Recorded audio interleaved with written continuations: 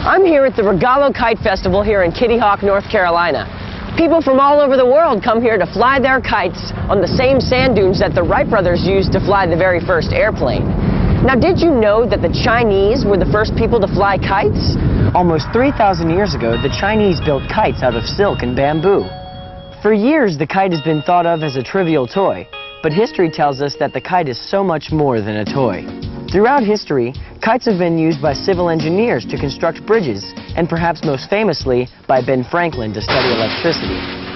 Why, even NASA has studied kites. Matter of fact, this kite festival is named for a famous NASA researcher and his work with the flexible wing. Mr. Francis Regalo, known as the father of hang gliding, created the paraglider. That was one of the possible design solutions for returning a space capsule back to Earth. Mr. Regalo is here today for this kite festival. He has given me some background on how a flexible wing works. Want to know more? Visit the NASA Connect website. And you know, Van, if you'd like to fly, we can go out there and go hang gliding. Oh, wow, that'd be great. Yeah, right now? Right now, let's go. All right, let's go. We'll be back in just a few moments to catch up with Van, but right now we're here at windy Manteo, North Carolina. Actually, we're at the Dare County Airport, where AirVenture 98 is just about ready to get underway. AirVenture 98, now that's an air race for experimental aircraft. But not too far from here is Kitty Hawk, which is the site of the first historic powered air flight in 1903.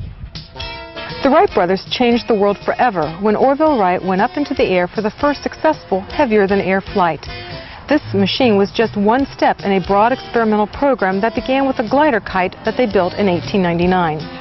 Not only did they build the first successful plane, but they built the first wind tunnel, and they had to find out for themselves the dynamics of lift, drag, weight, and thrust on a shape.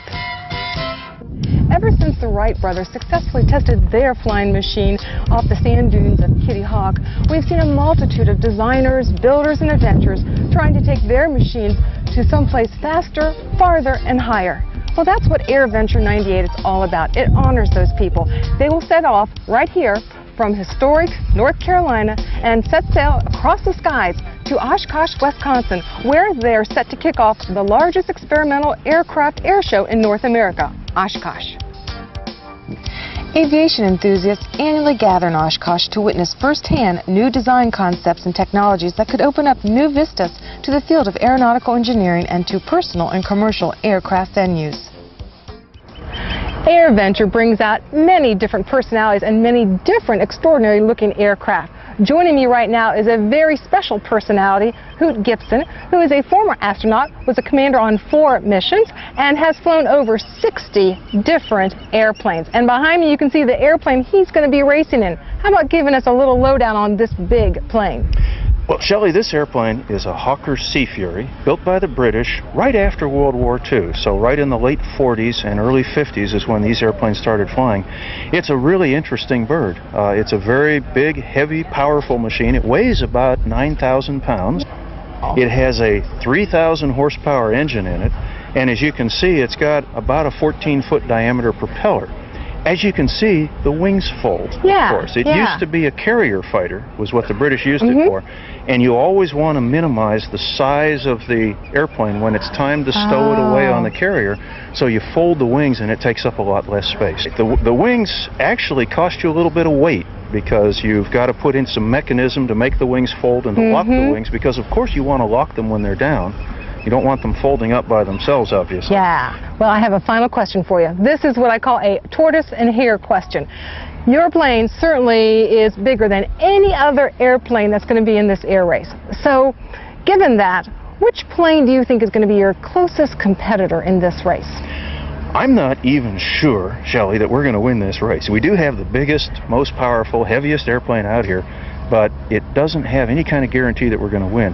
The other airplane that I think is real fast and may be a real problem for us is the Lancer 4 with the Chevrolet V8 engine in it with the 5-bladed propeller. I think he's going to be very fast. And he's going to fly a lot higher. He can be up in the 25 to 30,000 foot range, we're going to be quite a bit lower. We're going to be down around 20,000 feet, somewhere around there. So right. he's going to be some real competition, I think, on this length of a race. So there's a lot of variables in here that are going to enter into this race. There really are. So stay tuned. We'll see who comes out ahead.